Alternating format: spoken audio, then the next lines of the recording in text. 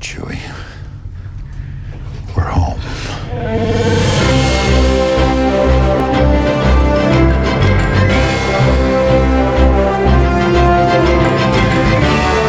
Hey there, Enthusiacs. Welcome to Spoiler Talk. I am your host, Judge Spoiler. Today we are going to be talking Spoiler Wars, The Force Spoils. Now, if you haven't gotten the hint, this is the Hero Talk on The Force Awakens, and this is a spoiler podcast, alright? We are warning you way up front on this one. Spoilers are coming. So you have until I'm done counting down to get off this podcast before they start flying. In 3, 2, 1. Kylo Ren is Han and Leia's son who turned on Luke and turned to the dark side. All right. I warned you. I warned every one of you. Scattershot. All right. So joining me today, I have an all-star eclectic full house on Hero Talk. I'm just going to name you all off in no particular order. I have Jeff from Point Streak. I got Nick from Behind the Line. I got Goose from basically everything else. And I got Tony, a staple of everything on Enthusiacs. Guys, welcome to the Star Wars edition of Hero Talk. Hey. Glad to be here. Happy to be here. All right. So, as we said, today's podcast is The Force Awakens, a movie that I managed to get to the theater to see, which is an accomplishment on par with a space shuttle launch these days, I'll tell you. And you're especially lucky today, Hero Talkians. No, I still don't like that. You're especially lucky today, Enthusiacs, because I did not want to see Star Wars The Force Awakens, and I managed to get to the theater and saw it. I would have rather seen Concussion. I really wanted to see Concussion, but I saw this. Why? For you. And for the inevitable hits that this will bring to my podcast when I hit on such a hot topic. So, pick your poison. Anyway, we are going to be talking The Force Awakens. Okay, so I'm not really a big Star Wars fan. I mean, I'm not anti-Star Wars. You get those people who are like, I didn't do Star... No, I'm fine. I watched all the movies. I've seen the original trilogy more than once. And I'm pretty sure somewhere I have the VHS of the original cuts somewhere. I don't believe I have anything that could play it, but I have them. So, I mean, I would consider myself a relatively decent Star Wars fan in that Star Wars the movies. I'm not really a fan of the whole expanded lore and everything that came with it. Unfortunately, Disney flushed a whole bunch of that for me, so it made it a little easier for me to come into this. But that being said, right? Yeah, I'm not going to be super easy on the film just for the sake of nostalgia. I'm gonna take this film at face value, and it's gonna have to stand up on its own. And so if you're like one of those people who just can't hear criticism of Star Wars, now is the time to log off and go on iTunes and give us a 5-star review. And that being said, I thought this was a decent movie. I mean, it's not the best Star Wars movie I've ever seen, but it's absolutely not the worst. It's probably number 3 out of all 6. So, I know that's on the forward part of the bell curve. I mean, it's heads and shoulders above episodes 1, 2, and 3, and even Jedi. I really hated Jedi.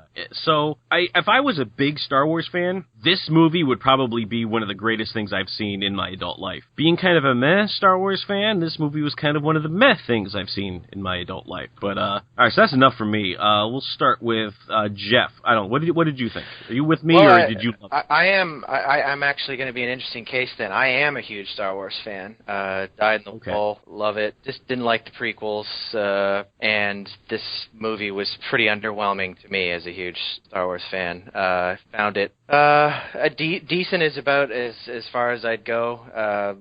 Lazy. Lot of the stuff that I was worried J.J. Abrams would bring to the table as J.J. Abrams happened, unfortunately, because he can't help himself. I don't really think Disney's to blame necessarily. They're just the dollars behind it. But yeah, I was pretty underwhelmed, and I'm not interested in waiting 2 and 3 films for this film to feel like a decent film to me. I'd rather that it was able to stand on its own, and I don't think that it does, and it was pretty underwhelming overall for me. Oh, all right. So, just to kind of offset us a little bit, I'm going to cherry pick my next question. And Goose, what did you think of Star Wars: The Force Awakens? I thought The Force Awakens was a good movie, but honestly, I think they were a little too safe. They were a little too focused on nostalgia. In my opinion, now, yes, I love the movie, but I'm willing to admit at least 50% of that was simply the nostalgia for the old Star Wars. And I feel like, going back to what Jeff said, it feels like you're going to have to wait until Episode 8 and 9 come out before you actually have a full movie. Whereas, for example, A New Hope was a complete story. If that was the only one you saw, you had a good beginning, middle, and end. And it didn't basically feel like they were holding a sign to be continued. Right. Yeah. Was anyone else a little disappointed that at the end of The Force Awakens, Chewie still doesn't have a medal. Can we not just get him a medal? I mean the he could have had a Purple done... Heart too by now. Really? Yeah, I mean he got injured. This poor guy. No respect. All right, Tony, you saw it last night. What'd you think? Well, I'm probably more in line with Goose. Kind of like you though. I'm not like a huge fan. I definitely enjoy the movies. I never went into the expanded universe all that much, but I did enjoy the movies. And I enjoyed this one, but kind of the same criticisms that Goose had. I think what he said, playing it safe, was that's a good way to kind of sum it up. And there was a lot of nostalgia, and not only that, the humor that they kind of played into it was kind of, I don't know how you want to say it, like it was today's humor, which I don't feel like fits the Star Wars movie. Like they tried to make it fit into the Star Wars universe, which no, I picked up on that too. And there was especially with Finn's character, yes, he would oftentimes use like modern slang and you know, just almost like for comic relief, but things that, not that I understand it's fiction, but I'm sitting there looking like, would a stormtrooper really have any kind of access to that sort of whatever media would teach you to talk like that? Right, like, exactly. Yeah, that's exactly kind of what kind of threw me off about it, especially watching it the second time. That stood out to me a lot more. But again, I enjoyed the movie. I thought it was fun. I mean, I hope so. You saw it twice. Yes, I did. I saw it last weekend and then this weekend, or last night, I should say. So it's still fresh. But I mean, to sum it up, yeah, it was a good movie.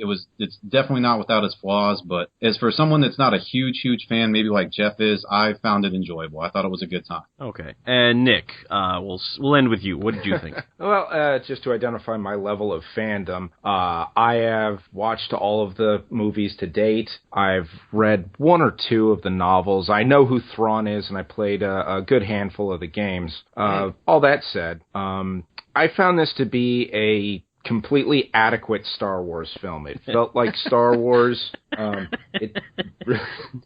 the best review I think we had. When we want to put the quotes up from Enthusiacs as to what we thought of the movie, completely adequate. Yes. Well, I mean that's what you have to say for it. I mean, yeah, there was some weird, like, some of the dialogue might have felt a little anachronistic for the Star Wars universe, or those stormtroopers, maybe they have space Hulu now or something. Now I'm just ripping lines off from Team 4-Star. Anyhow, yeah, there's a lot of stuff. I saw it about a week ago, and walking out of it, I'm like, yeah, it was all right. There's a number of strange decisions made. I'm not fond. There was a number of just really convenient things, like Anakin's old lightsaber showing up again, how it got there. A lot of really convenient things. Yeah, like getting picked. Oh, good thing you were here. Good thing we found you now. Good thing you guys showed up. Good thing this was here. Good thing that was here. Yeah. Good thing R2 just woke up. Yeah, exactly. And like Jeff said, it's not too good to leave it thinking, well, this might make sense after another movie or something like that. I got really sick of that with all the way back with The Matrix, when they started splitting one movie into two movies. Mm-hmm. Yeah. Yeah. All right. So we've all given this movie a resounding meh. Some a meh plus, but a meh. I mean, it was a low bar, if we're being perfectly honest. Like, for a Star Wars movie, you don't have to go out there and produce, Casablanca. Yeah. You basically, after the episodes 1, 2, and 3, as long as you went out there and you presented 3 cohesive acts, you basically had. I mean, just filming on location probably made this a happy movie for more people than not. I think the low bar is exactly why you see all these triumphant reviews. And, I mean, look, to steal a Tom Cruise line, like, a nutless monkey could have made a better film than the previous. And I think that was a better movie than this one. And that while that may be true, I don't feel the least bit bad having high expectations of Star Wars and having high expectations of just a film that I want to enjoy in general. And it didn't really hit the mark on either count. I don't see how it could have missed. This movie was basically Star Wars 1, 2, and 3 all in one. Yeah. Or rather, episodes 4, 5, and 6. Yeah. Listen, when the characters on the screen are basically making the same remarks, I'm thinking, like, is that another Death Star? Well, how do we blow it up? Yeah, like basically, like how? All right, there's obviously a way to blow it up, so just let's figure out what it is. I'm like, yeah. How about one of the funniest and yet most poignant lines in the whole film? That's not how the Force works. That one had me in stitches and thinking, like, wow, are they not self-aware enough to know that while hilarious, that line is like half? Wow. Anyway, I was floored. That could have been the review right there. That's not how the Force. Yeah, I thought it was even funny, like right at the very end when what's his name? Poe, is that his name? Yeah, Poe Dameron. Yeah, the pilot guy. I'm gonna Poe Dameron. All right, I just found him when Poe was 2.0. Yeah, exactly. Wedge 2.0 was making his final run into the whatever the exhaust shaft that he had to throw the oscillator, the convenient blow up the Death Star thing. And I'm not calling it what it was called. It's a Death Star. You can make it a big planet if you want. It's a circular, spherical asteroid thing with a big cannon on it. It's a Death Star, all right? You just made a big Death Star. You can show me the little Death Star next to the big Death Star all you want and say, see, they're different. No, it's a Death Star. She's gone from suck to blow. Yeah, I think you have to suspend your, suspend your, what is that saying? Suspend your disbelief. Yeah, just a little bit in this movie. Just a little bit. Even more so than the original trilogy. Just a little. They asked a lot of me, but yeah. Anyway, so I saw Poe making like what was almost a trench run to get into the oscillator. Like they're ending it with a trench run. Like if the Falcon shows up and shoots the guy off his back, I'm out. I gotta say, I don't mind the trench run itself. What really put it over for me there was when you get the shot inside the trench and they have lasers inside the trench. There's no reason for that. No, other than because we wanted to prepare for a trench run. shot remake of New Hope. All right, so let's start talking about the cast, and I guess we'll start with the new, and then we'll go to the old, both figuratively and literally. So first of all, I'm going to start with Kylo Ren. He is our villain, played by Adam Driver, and I think I would be happy if for the rest of the series Kylo Ren never takes the helmet off again. I liked him much better with the helmet on. He takes it off. I feel like they did that helmet reveal way too early. It would have had much more of an impact, particularly on the film, if they had waited until the scene on the bridge when he tells him to take off the helmet. Because up until then, we wouldn't have known what was under the helmet. But instead, we didn't know he looked like a weenie. Before then. Instead, they just do it whenever because she makes a statement. Oh, I'm being hunted by a guy in a mask. He takes it off. I'm like, no, apparently you're being hunted by young Severus Snape. Yeah. It was. He didn't. I would have really appreciated if they had like dark-sided his face up a little bit or something because he just looked doofy. Considering sorry, Nick. One of the things that you could say about him taking the mask off is that it humanizes him possibly too much, and that's like it exposes him, and I think it would carry more weight if he took his mask off when being confronted by Han on the bridge, because that would be like representing his, the light side tugging at him, and then, he kills Han and puts the mask back on, and that's pretty much the last you see of it. Unless, of course, somewhere in the fight with Rey, he got marked up, and so then he keeps the mask on to hide or to protect wounds on his face. But I kind of feel like showing his face, showing his own insecurities, it kind of plays to what they're trying to do. Like there are some comparisons that Kylo Ren is basically what Anakin Skywalker should have been. He's just kind of like angsty and immature, a lot of impotent rage going on. It felt like they stood there and they thought, like, how can we make a character even whinier than Anakin Skywalker? Well, they did. And they did, and they succeeded fully and completely. And it's funny because... But not like softer than sand and whatnot. Well, we haven't seen the rest of the movies in the series yet. Let's hold off on that for the inevitable love triangle. That's true. That was in the second movie, that line. We'll just wait. I don't like sand. It's coarse and it gets everywhere. Right. Well, if I could argue the other point, though, is that as far as him taking off the helmet too early, is that, I mean, you see him have that first temper change from him where he's kind of going off on the screen consoles. Those probably aren't cheap either. Yeah, they're not. But the thing is it's like, okay, he can't control himself. He has to be an adolescent. So I think taking off the helmet kind of, plays into, oh yeah, he's a young guy. And as you hear later on, his training isn't necessarily complete. He's not fully trained. He has power that he doesn't really understand how to control fully. Even though you see he can do some pretty interesting stuff with it, like stopping that bolt at the very beginning of the movie. I mean, he can control the power, but yeah, he definitely looks kind of young. But I think we can all agree he's definitely supposed to be the villain of the movie, he doesn't do that. Like, I'm not really scared of him. You know, like he doesn't scare me like the first time you see Vader. You know, he is even without not an intimidating presence at all. No, not at all. I mean, Vader's scary. Yeah. Vader just shows up, kills a dude, and walks out like that was Tuesday. You've come to one of my biggest problems with the film, Tony, is that in the marketing, you could tell not only were they trying to like pass this guy off as a huge badass and the villain, and yet from the very start of the movie, from the moment that Poe is captured, they are undermining him. Poe's laughing in his face.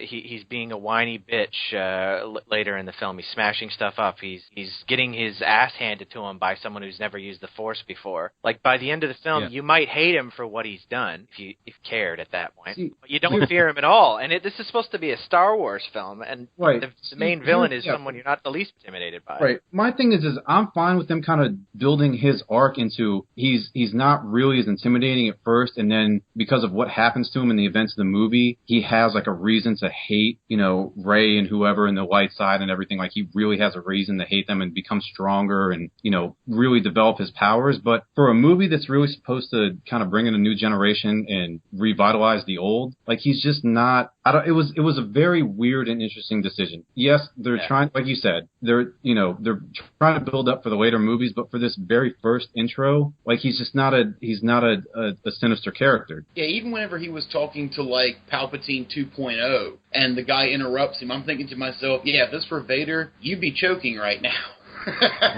Yeah, he let Hux get away with a lot of challenging of him. All right, so we're going to just jump over Hux for a moment here, and let's talk about Supreme Leader Snoke, played by a veteran of motion capture, Andy Serkis. I feel like this is a guy we probably, if he's as powerful and as influential as he is, enough so to resurrect the Empire as the First Order, we maybe should have heard some inklings of this guy up until now. But he shows up, and it's this weird alien dude who, I don't know, is he dark side? He kind of seems like he might be. I don't know if he's really the dark side or he just is trying to turn Kylo Ren to the dark side because he knows he's got that in him.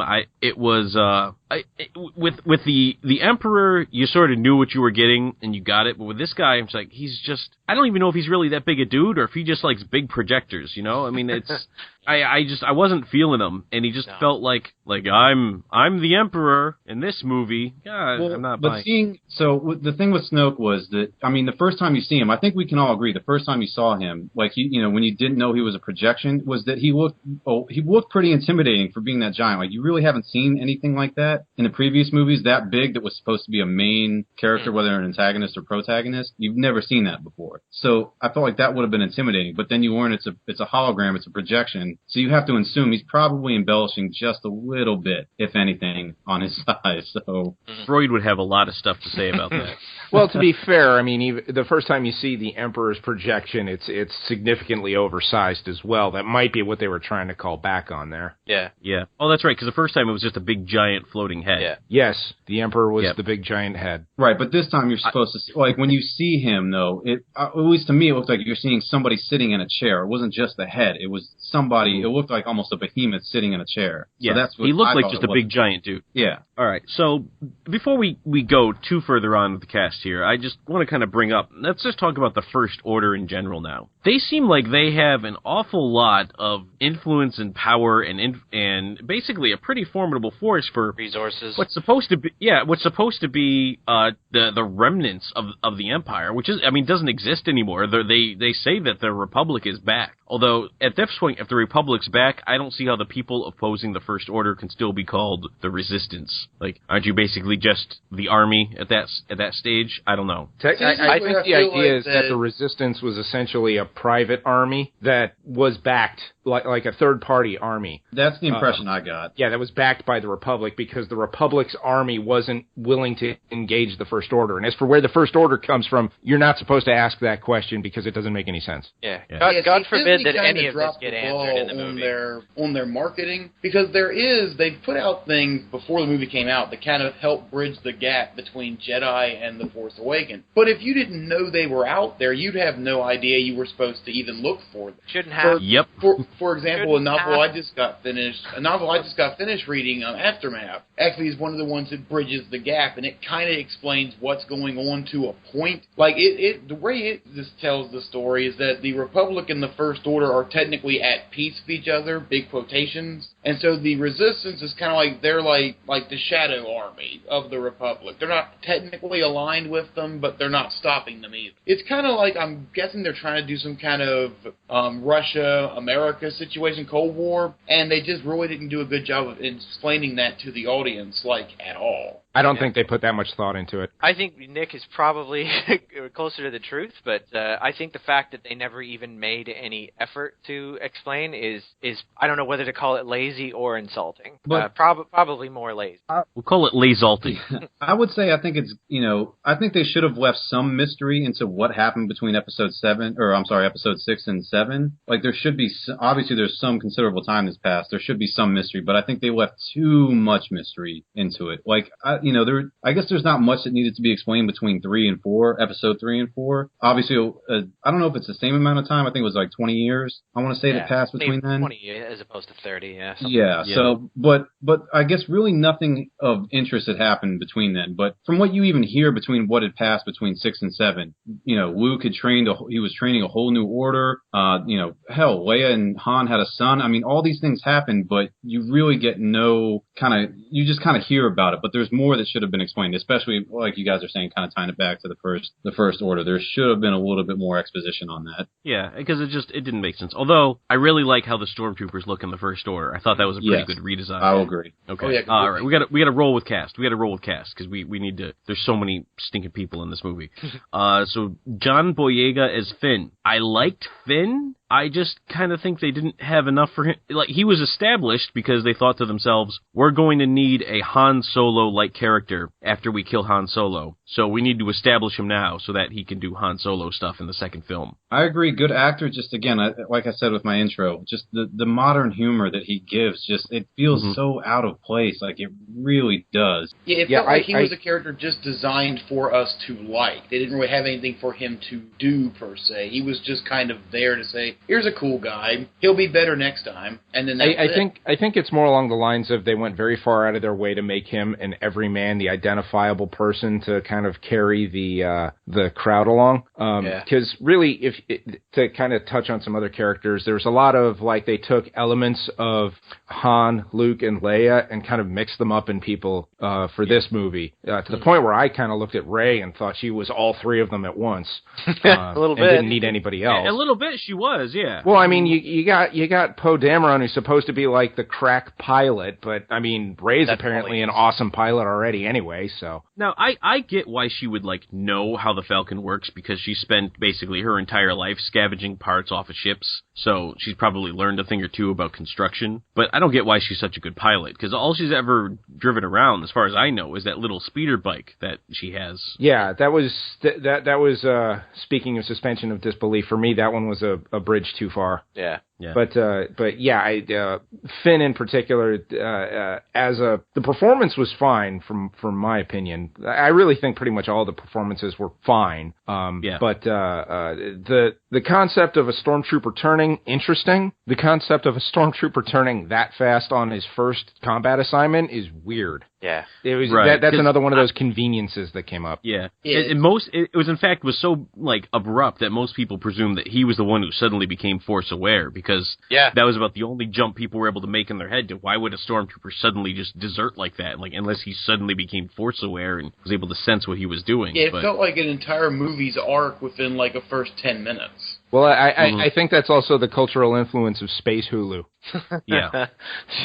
All right. So moving on, we got to keep going here. Daisy Ridley played Rey. Can we just go ahead and call her Rey Skywalker, because we know that's coming like a freight train in the next movies, right? Well. Oh yeah, it feels like it. But I got a suspicion that the big drop in the next movie is going to be she was actually Kylo Ren's sister. They were brother and sister. See, I thought so too. Except you would have thought Han and Leia would have mentioned something about that. Yeah. Yeah, you'd think so, but I mean, Leia also said she always knew that Luke was her brother. Yeah, and yeah. So I don't know. I have nothing really bad to say about. I actually quite liked Rey. I don't mind that she turns out to be the one who had the Force Awaken in her. I think she's fine. I like seeing her walk around with a blaster and a lightsaber. I think that's long overdue. We haven't seen that in a few movies, and that's the intelligent way to go about doing things. I liked her fight scenes. I liked her as a character. I don't know. The thing is, she didn't really stand out in that because she's in a movie that didn't really give her a full chance to stand out. She. Yeah. I just don't want to have to wait another 2 movies for everything that she did in this movie to make sense. Yeah. So, yeah, that's my biggest problem with it. Yeah, I mean, plus, I want to know more about her story, and we've intentionally had it left mysterious for us. There's obviously something really interesting going on with her. It seems like that would have been a fun movie if we had seen that. Like, Star Wars has this problem, and the prequels had it much worse than this does.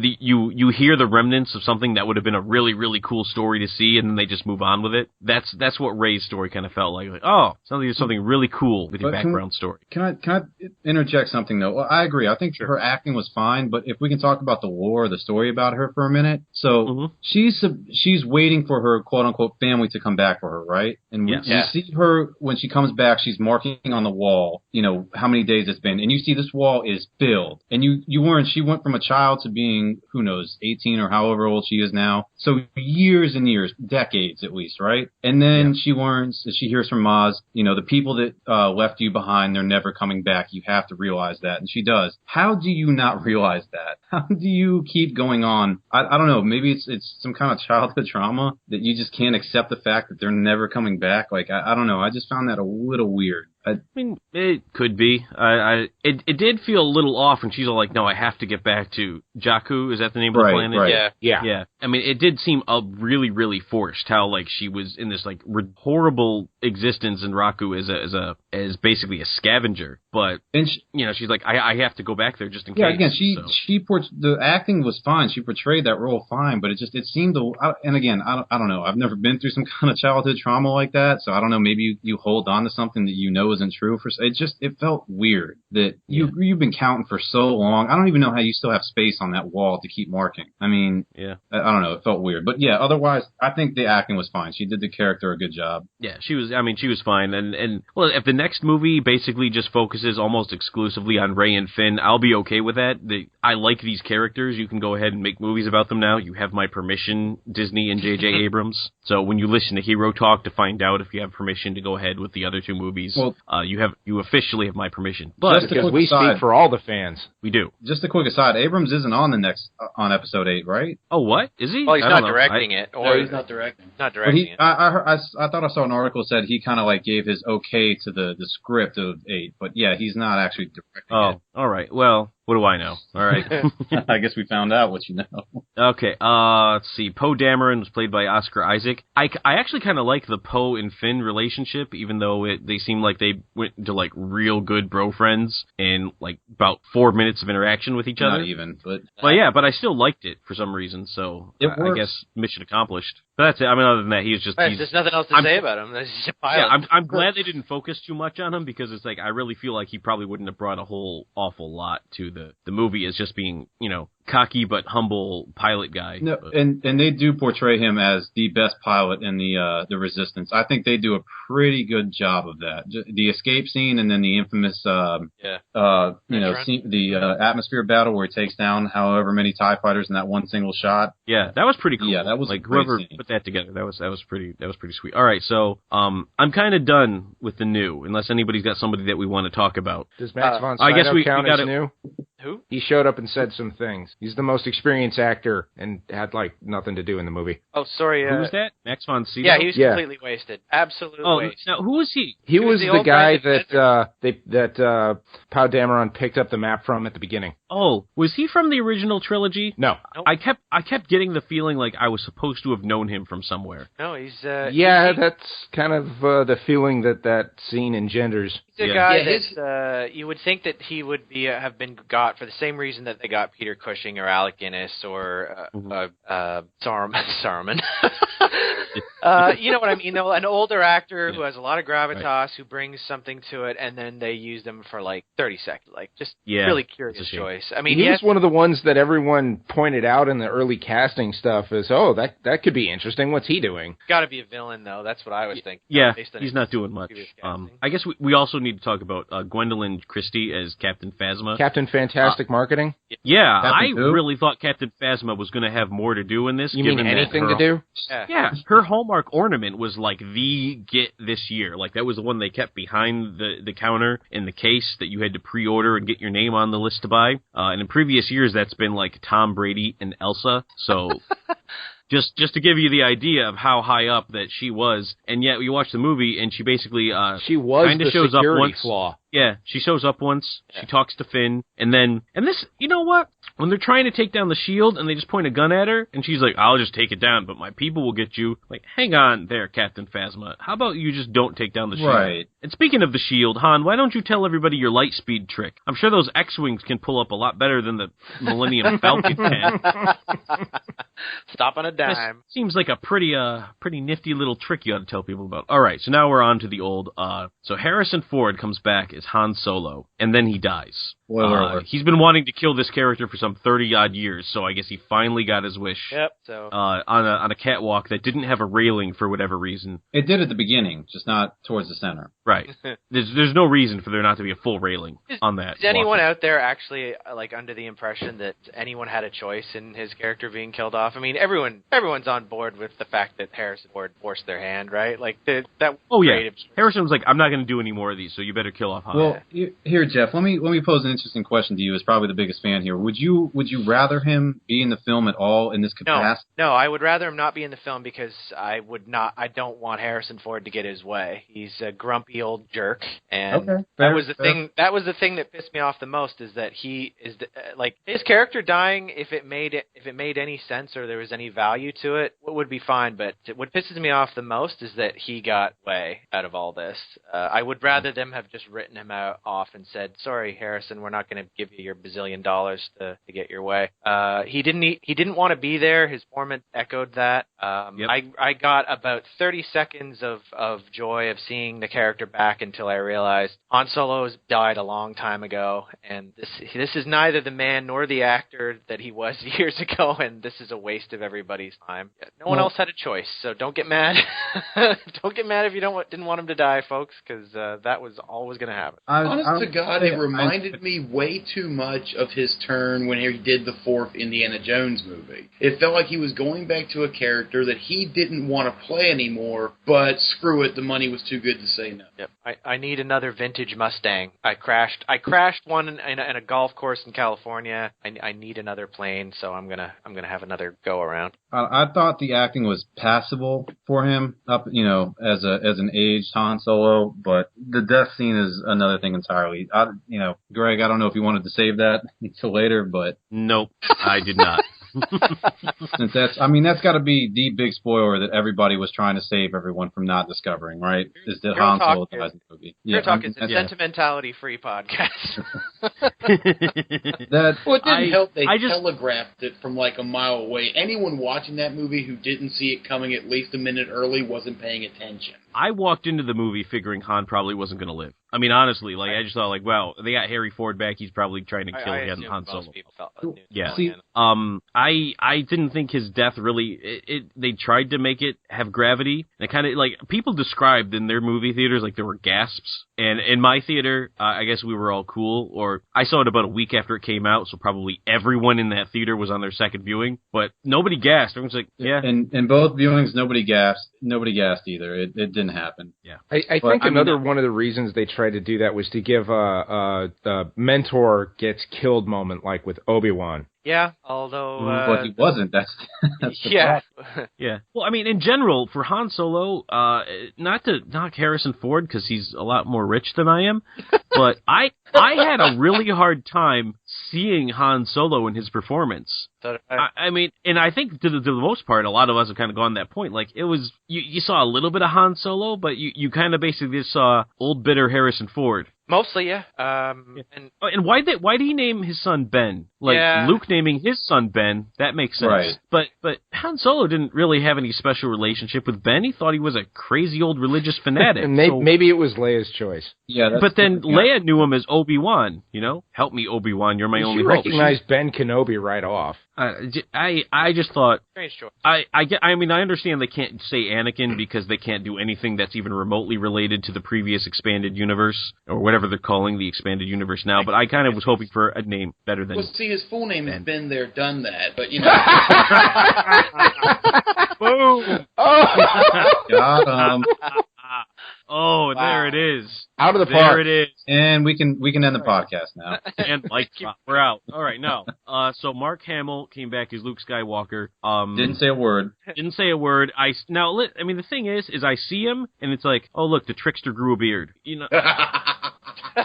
I know the guy from The Flash, that's where I kind of have seen him the most often and the most recent. And Mark Hamill didn't really age in a way that looks like old Mark Hamill. He just kind of he's a different dude now. Well, when you say that, you mean he doesn't look like an old or an aged Skywalker, or just... He doesn't look like an aged Skywalker, right. Basically, yeah. Right. Mark Hamill being an old man with a beard now, which he is, and I've seen him in a bunch of stuff with, he doesn't look like an old Luke Skywalker. His face is different, and I'm sure the accent had something to do with that, and the way he aged, he just doesn't really look like his younger self anymore, so when he's there, you're like, you don't really look like Luke. As cynical as I've been to this point, I think within a minute of him with actual dialogue, I have enough faith with him as an actor that will be right back to... Oh, I'm sure he can channel Luke again. He's a good actor. I mean, listen, the Joker, the Trickster... Particularly with his voice, like Jeff said. Yeah, I'm sure he'll do it. But it's just, when you only see the visual, didn't help. He needed to have some line at the end there, and he didn't. And I think that was probably the wrong choice. So the way he looked, it felt like he was cosplaying Alec Guinness. A little bit, yeah. A little bit. That's true. So can we even grade his acting? I don't know. No, we can't. No, he stood there. There was no acting. he's got the 1,000-yard stare, man. Right. All I will say is... I really would have liked to have said something like, it's time, or... I guess it's time. So you come or something. The Force has awakened. Something. See, my thing was... We're back, I felt your presence, Ray. Something like that, Yeah, my whole thing was, one, I think they should have ended... If they were going to go with that scene, they should have ended it before the whole wide panning shot. They should have just ended it on his face. I'm immediately calling for a special cut of this movie that does not have that helicopter shot. Helicopter shot. Yeah. But even as long as we're doing that, can we cut the scroll at the beginning sooner? Because that really goes on way too long. Yeah, I think they should have ended it when Rey goes off, and then you see everyone waving from the. It's like, look, she's going off to find Luke. End it there. That would have been. I think that. Like Empire. Make it like Empire, where this Falcon goes off, and then the credits when everyone's saying. Can we point out the oddity of there being a map to Luke Skywalker? They needed. Did that seem odd to everybody else? They just had to have a MacGuffin. Yeah, if there's a map to Luke. How is there a map to Luke? And how does this droid have part of a map to Luke that you don't recognize? Right, and I understand that current human technology has only come so far, and that's only a piece of the map. But I have to figure they could determine where one of those suns were, what one of those planets were, and a quadrant to start looking in. I was worried that I could take a picture of a house and Google can tell me what address it is. So I was worried we were going to get a lost a planet have you line. I was really worried they were going to go there. Yeah, I feel like they should have made it where it was too encrypted to be read until you had the whole thing. That would have at least made it have some sense as to why they couldn't find him earlier. But it was a map. But otherwise, it's just like, why couldn't you just, I don't know, pick a quadrant that looks similar? Yeah, it was done. It was really kind of heavy on the MacGuffin. Right. Yeah. But anyway, another one of those actors. Yeah. All right. So I guess we got to move on to Carrie Fisher now. Does anybody really want to talk about Carrie Fisher? I'd rather not. I mean, if she'd had maybe 2 or 3 less injections, she might have been able to pull off Sad. But really, the state that she's in, neutral, is about the only gear that she can pull off. Yeah. Nice to have her back, but I mean, really. Yeah. I mean, listen, Carrie, loved you. I'm glad you're clean. I'm presuming. But moving on. All right, so let's talk about the story. I'm going to say it one more time because I don't think we quite got that in there. The opening scroll, that goes on way too long. Mm-hmm. I know they've done that every movie, but like seriously, it's 2015 now. When it goes way off in the distance, you can't even read it anymore. It's time to start the movie.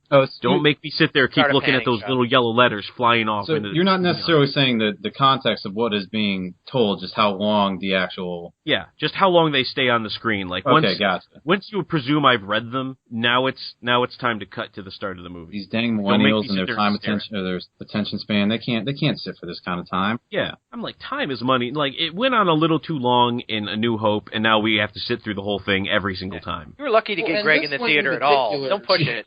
Yeah. This one in particular just seemed like it went a little bit longer even than usual. You have to expect to see the Spaceballs pop in. Everybody's got that? It was in my head, Goose. It was in my head. I'm like, are they going to show it? Because they were on it long enough for that to happen. So all it should have said is Luke Skywalker has disappeared. That's it. One line sentence. I mean, that's all you actually really need. To be perfectly honest, that's Luke Skywalker disappeared, but he left a map. But then how would we know that the First Order is bad? Just have the text. They looked exactly like the Empire. They were basically the Empire. Yeah, just have the text say, "We all know what we're here for. Let's start the film." Yeah. So all right, listen. So the Empire is now called the First Order, but they still got stormtroopers. I guess Kylo Ren's the new bad guy. We're looking for the map to Luke. Everybody got that? Oh, they're building a new Death Star. Everybody caught up now? Can we go? Yeah, I mean, after Hux gave the best damn Star Wars Hitler impression ever, I'm pretty sure everybody got the point that they were the bad guys. Hux, we forgot to do Hux. Yeah. Oh, we didn't do Hux or Maz. Hux was Dom Null Gleason. I didn't like Hux. He looked too young and fresh faced, but I feel like the speech he gave was, I mean, he put his all into that speech, and it felt convincing. But then you see the face that's delivering that speech, and it didn't feel Hux it felt the embodiment of one of the biggest fears that I had going into this movie with J.J. Abrams attached to it is J.J.'s obsession with youth. And there were so many strange background cast choices. Well, I can't take seriously the Empire or First Over whatever the hell it is when the operator from the AT&T commercials is running the con in the base and she's like 21 years old. It just doesn't work. The Empire needs to look a particular way for it to be believable. Older officers. I need older officers with nondescript blue and red buttons on their chests. That's what I need. Yeah. Well, I don't mean to besmirch the actor, but yes, you do. But I'm sorry, yes, Hux. You do. Those of us who watch the Harry Potter franchise remember you as Bill Weasley. We're not taking you seriously as the leader of an empire. I'm sorry. I have no idea who that is. He said those of us who saw those movies, which doesn't include Greg or me. Yeah. So you've got a main villain who doesn't work, and then you've got your side villain who's undermining the main villain who also doesn't work. So who are we supposed to be intimidated by in this film? The bigger bad. I think BB-8's going to be the secret villain this whole time. We're intimidated by the writer. Yeah, all right. So we got to talk about Maz Kanata because I actually thought the actress's name. Oh no, Lupita Nyong'o. There you go. I really hope that's right. I'm sorry, ladies and gentlemen. We have the hero talk. Yeah. I mean, I don't know how much of her motion capture went into it, but she at least made me not overly concerned with the fact that it was a CGI character. And I guess, how long is this? They say she's been around for at least 1,000 years. Would she, go back to, Knights of the Old Republic time? That was 5,000 years back. It didn't say that she was that old. It said she's been running that watering spot for that long. Right. So she might be older. Because she mentioned, I've been old enough to see the Sith. And I'm like, well, if you were old enough to see the Sith, I mean, they didn't... Now, I don't know too much of the lore, because I didn't really finish those games, or play them at all, except for maybe 5 minutes. But didn't the Sith basically go extinct back at the end of that era? Yeah, there was a point at which they decided with the whole rule of two thing, but I couldn't tell you how many thousand years back exactly that happened. Yeah, that was 2.5 thousand, to be specific. Yes, I am that guy. Oh, wow. Wow. Way to go, Goose. Well, at least what he knows is still canon, apparently. Yeah. Is The Force Awakens still canon? Or not? No, that's this movie. But the question still stands. The Force Unleashed, is that still canon? As far as I know, it's not. Yeah, I don't think so. Allegedly, anything that came before the first movie is still considered canon, but anything after the first movie that isn't a movie or television show is gone. So that video game and thing that came out in the early 90s, though, that's still there? What was that called? The Shadows of the Empire? Yes, as far as I know, that is still technically canon. Yeah, that's in between two movies, so yeah, they that's brought safe. And with this movie, they brought a lot of references to going back to Knights of the Old Republic. For example, the place where we find Luke at the end looks almost exactly like a planet they go to in that game, the original Jedi Temple. So seeing as that's what he was supposed to be looking for, I'm wondering if they're not going to try to bring in elements from those stories into this one. Yeah, how about ripping off the design of the friggin' villain, for example? I mean, come on. Yeah, that's true. He was definitely a Revan cosplayer. There's no doubt about it. So, what good would finding the original Jedi Temple do? Like, I get that he was upset, and so he wants to find the original Jedi Temple maybe to refill. Like, do you think there's a scroll there that's like, how to not lose apprentices to the dark side? Well, see, it turned out Yoda was just making fun of him as a ghost, so he said, "Oh, screw you," and left. Do you think we'll get to see Ghost Yoda at some point? Yeah, part of me really hopes so.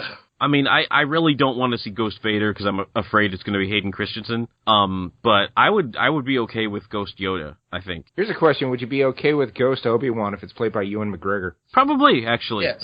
I think he's a fine actor. I mean, you can't get Alec Guinness to do it, so. Yeah, I could live with that, although why they would do it, I can't imagine. That's a scary idea. Some kind of CGI Alec Guinness they put in there. That would be scary. Oh, God, no. Yeah. Now, here's a weird one. What if Luke was communing with Ghost Qui-Gon Jinn? No. No? Really? Because now I want that Kibosh. more than it. No. I veto your kibosh. I double stamp your triple stamp. Kibosh Jin. All right. Here's a couple of other things we need to talk about. I think we've kind of hit the story or whatever it was. There was definitely a time when I was watching this movie thinking like, I have no idea what's going on right now. Was that bit somewhere in the middle? Because there's a bit in the middle that like stuck out to me where they were just bouncing from basically side to side, and neither side was like in their own increment, weren't really doing anything. Like if you added 2 or 3 of those swaps together, then you would have felt some progress before they swapped back. And yeah, I definitely, there was this point where I'm like, I have no idea what's happening. Like, why I've kind of lost everyone's motivation right now. Like, I got girl running through the woods, I got guy who wants to get to the far reaches of the galaxy, but then they don't. I guess I kind of figure out, like, it's kind of a little odd that the First Order and the Resistance would both get to that same spot at the same time. A lot of importance put on the Millennium Falcon. And as long as we're talking Millennium Falcon, it took Finn like 100 times longer to figure out those guns than it did Luke. Yeah. And he's the one who's been trained with blaster.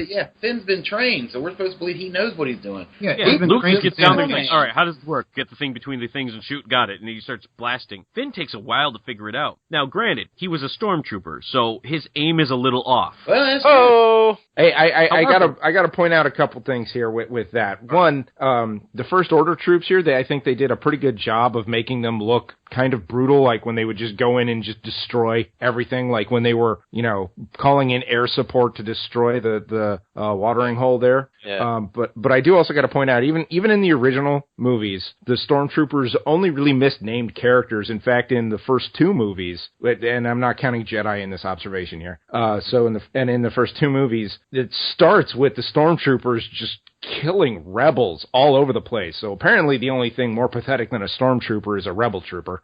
I'm okay with that. Yeah, I did pay attention. They did shoot a little better. And there's one point where Finn picks up a gun and one-handed starts shooting guys and hits them dead on. I'm like, all right. So apparently they've improved shooting school since the Return of the Jedi, at least. But there was this. Now, remember this part in the watering hole where Finn's got the lightsaber and that riot control guy? I don't even know why he would be there. Everyone else is shooting, and he's got a baton. Yeah, he's got a stunt tonfer or something. Just he's like, in case you come across a Jedi. Yeah, he's like, now we shall duel. Or just pull out a gun and shoot him. Why is everyone just watching that? Yeah. Why is nobody taking their shot? I don't get it. Yeah, the internet has run wild with that guy. Why didn't they give Phasma that scene? That's the question that everyone asks. Yeah, exactly. That should have been Phasma. That would have been. That's way better. Yeah, I agree. I have a small theory that I don't know. I've seen Gwendolyn Christie on Game of Thrones, and my observation is that she is unfortunately not the most coordinated person. So, I mean, if you watch the fight sequence sequences there, she kind of just throws her whole body at people. So she might not have been particularly adept at the fight choreography for that sequence. Now, the retort to that is that you could just get someone else and put them in Phasma's armor and it would be fine, but I don't know. That's about the only thing I can come up with to explain that. All right. Well, we're gonna move on from that. Another thing that we need to talk about: Kylo Ren's lightsaber. What do we think? Do we like the things coming off the side? I care very little about that myself. I agree with Nick. I don't care. Honestly, it's of all the things that I have an opinion on, that's probably like 100. I really could care less. They have to make stuff look different to sell more toys. They have to color the TIE fighters different than they did the time around. They have to make the stormtroopers look a little different. They have to make the lightsabers look a bit different. No, all right. That's as much thought as I gave it. Well, the whole thing is that he probably made it himself, right? The blade itself being a little erratic, but I mean, for the crossguard things, I mean, at least it got used in a fight. So yeah. I mean, I agree. I think we're supposed to believe that he made it himself, which is why it was not quite a Jedi-ish. But given how many times we've seen Jedi get their hands cut off in these movies, I certainly can't fault somebody for finally thinking to themselves like, maybe I should put some guards on this just in case that situation arises. That was one thing I definitely liked about it, is they gave him a different fighting style. For example, most of the Jedis we've seen using their lightsabers, they fight very much in a like a katana. Whereas with him, he's using it like a claymore, so it gave it a different kind of movement to it, which I thought actually was something, probably the most original thing in the film. Yeah, I liked seeing it. Honestly, I didn't think I would. It bothered me in all the trailers. In action, it didn't bother me at all. In fact, when he actually stuck the thing in Finn's shoulder, I'm like, that's pretty brutal. I'm actually all about this now. So, all right. So the next thing that I wanted to at least touch on very briefly is, so instead of R2-D2, we got BB-8. What did we think of BB-8? I actually liked BB-8. BB-8's adorable. Liked him a lot. BB-8 is awesome. Yeah. I love BB-8. That was awesome. He was good. Mm-hmm. All right. So I think we're all in agreement that BB-8 was the single greatest contribution to Star Wars lore that The Force Awakens gave us. I don't know how they're supposed to explain how everyone knows what he's saying, but whatever. Yeah. I mean, I like it when Finn's talking to BB-8 and having him to the train. Like, be cool, man. Now, the fact that, he was, like, being like... Finn came across, I think, maybe overly cowardly, and I think that hurt the character a little bit because... But anyway, we're talking about BB-8. BB-8's awesome. BB-8 single-handedly had the funniest part of the whole movie where he stuck the lighter up and a thumbs up. Yeah, the thumbs up. Single-handedly the funniest part of the movie, and it wasn't even a human line that was delivered. But no, that was phenomenal. Also, the sequence BB-8. When Rey was flying the Millennium Falcon, trying to get away from a couple of TIE fighters, and he was just bouncing around inside, trying to steady himself. Right. And eventually, just tethers himself to three walls at once, so he's suspended in midair. He definitely had the best humor of the whole movie. Yeah, I mean, I get that you don't want to play prequel and let's not just wheel out 3PO and R2 for this entire movie. So they had to come up with something original, and I think BB-8 was just a grand slam. Hey, that was exactly what they wanted to accomplish. Don't forget the red arm was original. I mean, I didn't see that coming. That red arm was wow. That was so stupid. Now, he had it fixed by the end of the movie, didn't he? I don't know. I don't think so. I don't know. It was really subtle in the lighting at the end, but it was still the red one, I think. Oh. That's a story for another time, Greg. No, I don't actually need to see that story, actually. Believe it or not, they actually released a comic book explaining that before the movie came out. I'm so did. disappointed in you. Of course right they now. did. Words don't. It's an opportunity for a marketing tie-in. I'm pretty sure Disney's going to take it. How do we sell more C-3POs? He looks the same. I got it. We'll color his arm red. Bingo! Well, one of his arms... Somebody got a promotion for that first decision. Place anyway. All right. No, it was one of his legs. It doesn't matter. Yeah, so just a thing I was thinking about as I'm watching the movie and seeing basically a reuse of all the old ships that the Empire used to use. Why would they still be using... would nothing have changed in the last 30 years? I mean, this is a brand new thing. They built themselves up. They changed the armor of the stormtroopers. They built a big, giant Death Star. All the other ships look the same. Fresh coat of paint. Paint job. The absolutely not Star Destroyers do look a little different. It's kind of hard to tell because you can't see them, but there's bits in them that are different. Well, bearing in mind, because I'm not really such a big Star Wars fan, I did not do any of that, watch all the old movies to prepare for this. This was really a last-minute decision when I thought to myself, hey, if I can go see Star Wars sometime and get this recorded, I could probably get some hits on a Hero Talk. That was my decision making. It wasn't like, oh, I really want to see Star Wars. It was like, oh, I bet I could get a Star Wars Hero Talk recorded in time to go up by Thursday. So that's what happened. So I guess if there was a subtle change, I honestly wouldn't have noticed. The last time I've seen the original trilogy was probably over 10 years ago. Is there anything else anybody wants to talk about the movie and the plot and the story before we move on to some Hero Talk staples? I might just say, as much as I respect Andy Serkis, I think casting him for the motion capture, or even having that character being motion capture, was a big mistake. It was very distracting having another gray, bald thing done by Andy Serkis in the middle of another huge movie. Within 5 minutes, people were calling it what's the name, the joking name that everyone's calling it? Something Space Golem or something like that? Like, yeah. I just don't understand why you would use him. There's a million different ways they could have portrayed that character. In fact, I've read that the look of the character was one of the last things they decided on. Why? Yeah, it looks like that, yeah. Why? Yeah, exactly. Why have... It looks like they got down to the point like, all right, we'll just pick one and go with it. Yeah, like... When I saw him, I just thought that looks more like Jonah Hex than the Jonah Hex movie. Yeah. It's just a really curious and distract choice. The only stupider casting choice than that was Miles from Lost around the Rebel confab. That was just like, why throw him in there? Not a good actor. He's not going to lend anything to the scene other than, oh, it's that guy from Lost. Like that same guy from Heroes that was in that scene too. Yeah, like Greg Grunberg. Is that right? I think so. Yeah. By the way, that scene in general was terrible. You know, A New Hope. Yes. A New Hope. Yeah. You've got all the senior rebel commanders, military guys, telling all the young pilots, etc., this is how it's going to work.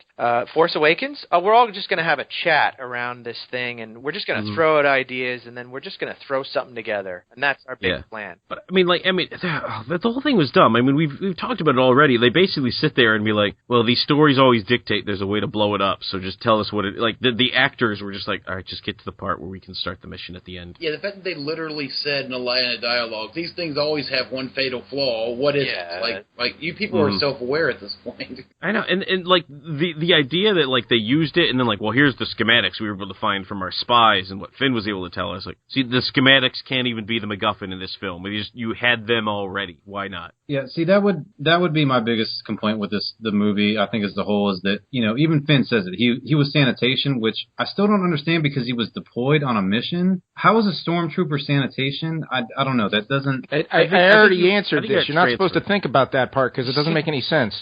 Well, you think stormtroopers can aim their guns? Yeah, you're right, Nick. It was already answered, but yeah, I mean, it was like Goose said, to kind of wrap it all up. It was safe. It played really kind of close to home. I don't know. He's sanitation. He knows how to bring down the shields. Well, no, he doesn't. I don't know. I'll leave it at that. And then he says, like, no, Tony's bringing up a good point. Then they basically get there and he's like, oh, I don't actually know how to bring it up. I just made it up so we could go get Rey. Like, okay, well, first of all, you almost destroyed the entire Resistance, jerk. And then, second of all, like, how did you know this thing was the size of a planet? Have you ever seen those people do the math about the ridiculous notion that they were able to find Princess Leia in A New Hope right away? Now, this thing is now the size of a planet, and they're just presuming that he's going to land down, and that's going to be where they're keeping her. And she even escaped. She managed to just literally cross right in front of them. The chances of that happening are astronomical. That's not how the Force works. Yeah, exactly. That is not how the Force works. Right.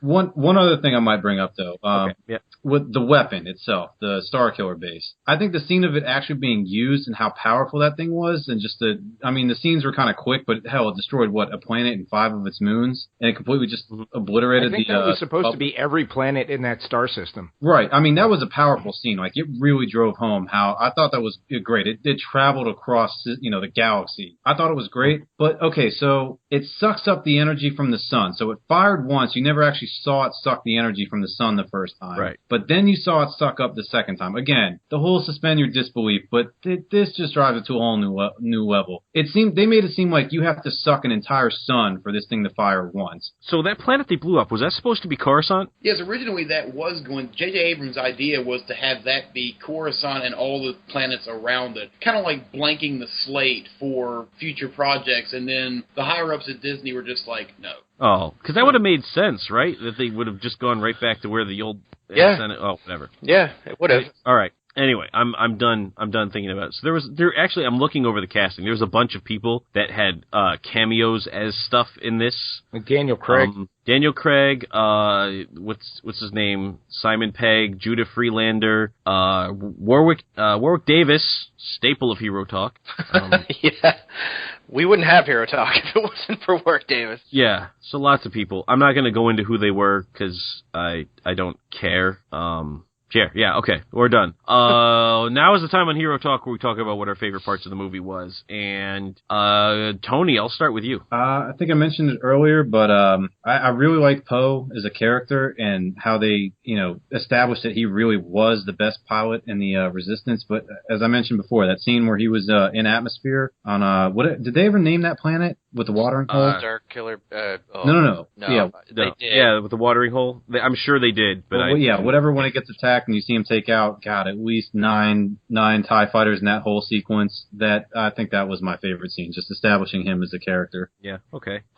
Nick, let's go with you. What was your favorite part? A lot of this movie, when the more time goes by and the more I look back on it, the more everything just kind of blends together. But the one thing that really strikes out to me is BB-8's little blowtorch thumbs up. Mm-hmm. Yeah, that was a very strong contender for me for my favorite part of the movie. Okay, Jeff, how about you? Probably the saber fight, and I have a lot of problems with it not making a hell of a lot of sense, but I have to say, visually, very interesting place to have it, and just the look of it was amazing, and the choreography was, as Goose mentioned, if nothing else, a very different saber fight than what we've come to see. Yeah. And I thought the chest slamming was an interesting. It was really that was.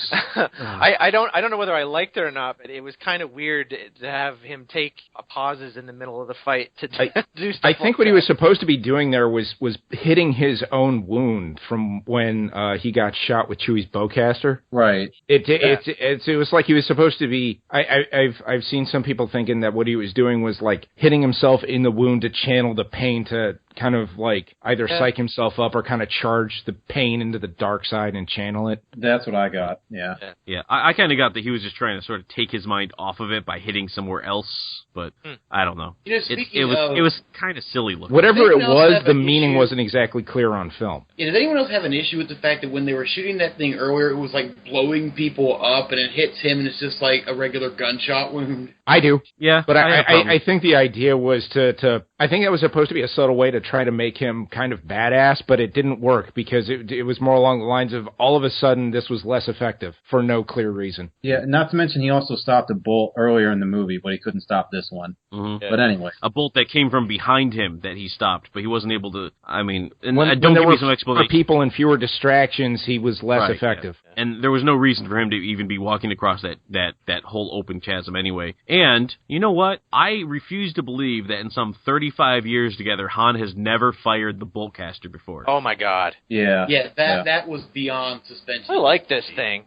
Yeah, it's like you've never shot it before. You guys have been on adventures for whatever. Anyway, Goose, what was your favorite part? My favorite part actually connects to that scene. It was Chewie's reaction when Han is stabbed, because they've done some really cornball reactions to death before. But Chewie, on the other hand, it felt like he was upset, but he was also pissed. And he just, whenever he gut shot him, the entire theater I was in cheered. Then he just starts killing stormtroopers and blows the bomb. Like, that was the perfect reaction to that moment, and it actually helped give the scene way more credibility than Harrison did. Yeah, no, I'll give you that. So, now, here's something that I may be lost, but in that whole thing where, like, Chewie and Han were setting explosives, what were Finn and Rey supposed to be doing? Couldn't tell you.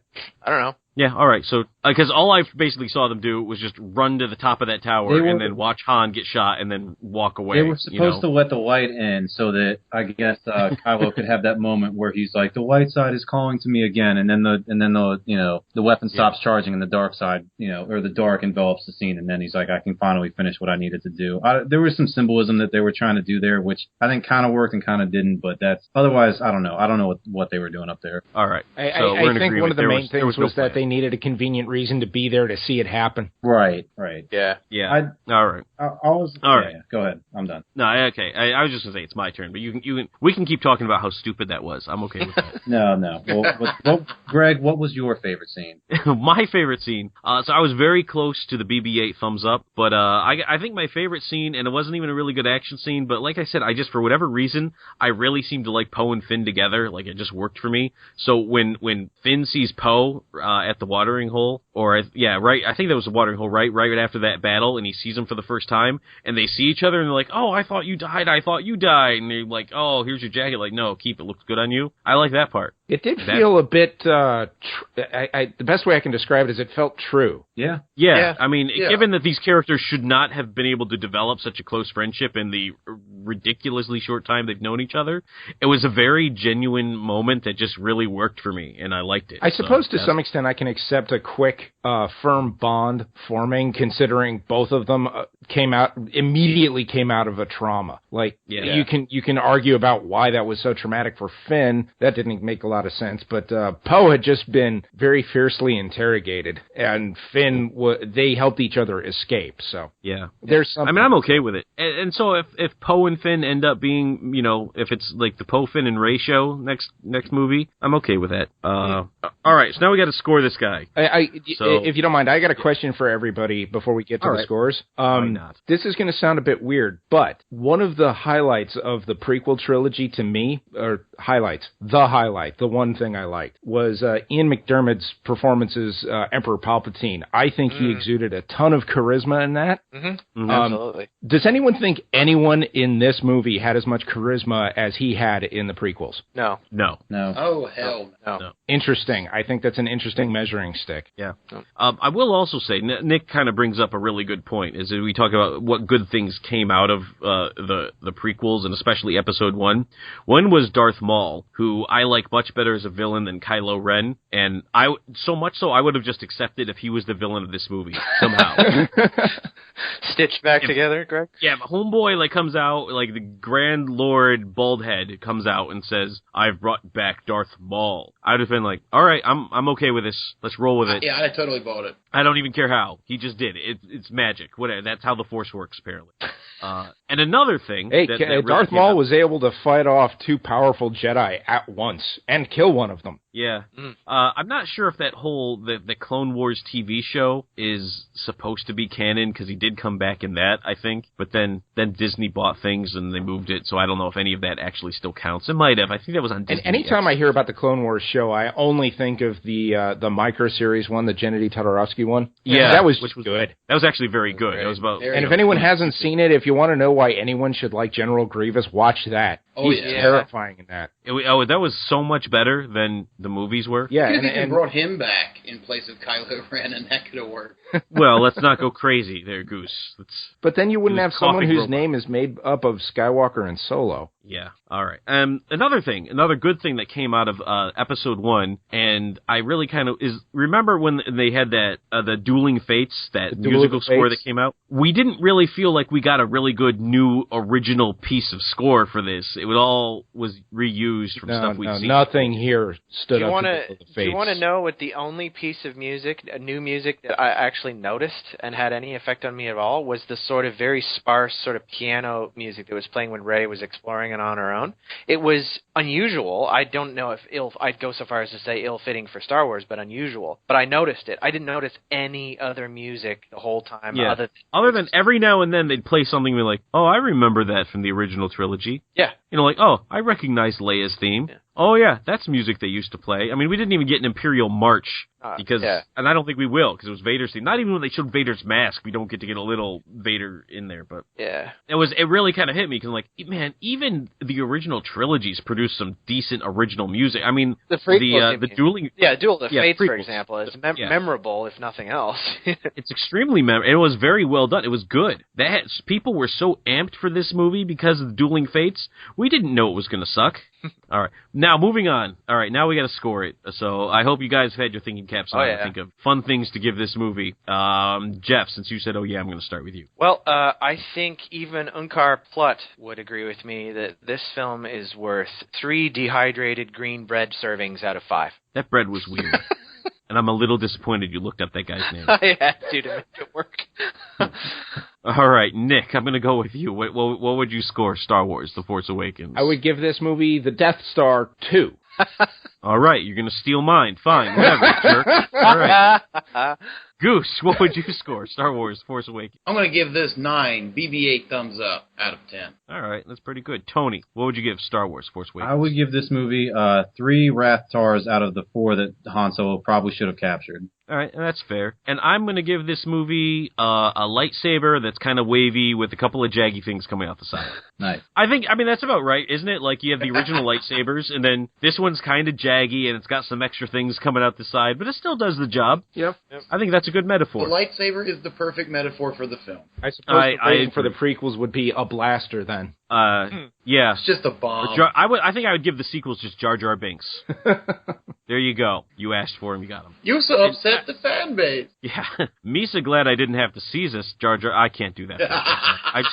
I'm just glad I didn't have to see Jar Jar Binks in this, or any other, I mean, I got to see Chewbacca again, and it's always fun to see Chewbacca, even though, have we not figured out a way to make him look less like a giant hairy suit, and more like a person, but like a hairy beast thing, because it still looks like a guy in a suit to me. I'll give him credit, he has aged remarkably well. He has. He's been around a while. But yeah, it still looks like a dude in a suit. And I understand you got to make him look like he did in the 70s, but if I can get on the scrolling in the beginning of the movie, then I can get on the fact that Chewbacca still looks like a dude in a hairsuit.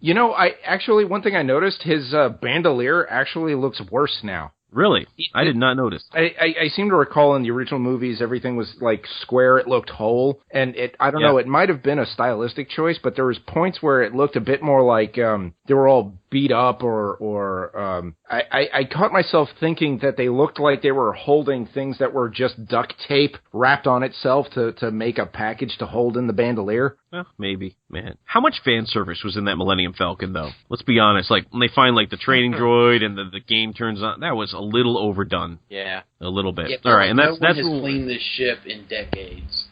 I do got to say, though, I found it very, there was a lot of character in the Millennium Falcon in the sense of they really went pretty far in to what I consider to be a reasonable extent of the thing's fast, but it is kind of a hunk of junk that's always breaking down. Yeah, I mean, it made the Kessel run in 14 parsecs. Well! Yeah, so much. But I guess Rey's going to be flying it now, so we're going to see it for the rest of the movies, and I guess she's probably going to hang with BB-8 and Chewbacca. I swear, she spent half this movie jacking other people's stuff. First she got Poe's droid, then she took Han's ship. I mean, seriously. She's a scavenger, Goose. That's what she does. And she That's calls what she Finn knows. a thief, honestly. Yeah. Why did Finn keep taking her hand? Was that awkward for anyone else? I think Yeah, that was a little heavy-handed attempt to show that she doesn't need to be cared for. Yeah, a little too heavy-handed. Heavy-handed. A little too much. All right. And I think that's where we're going to cut this one off. Gentlemen, thank you for coming on Hero Talk with me. You're welcome. It's a pleasure. All right. If you have any comments you want to make about our interpretation of Star Wars, you can go ahead and send those emails to pointstreak@enthusiacs.com.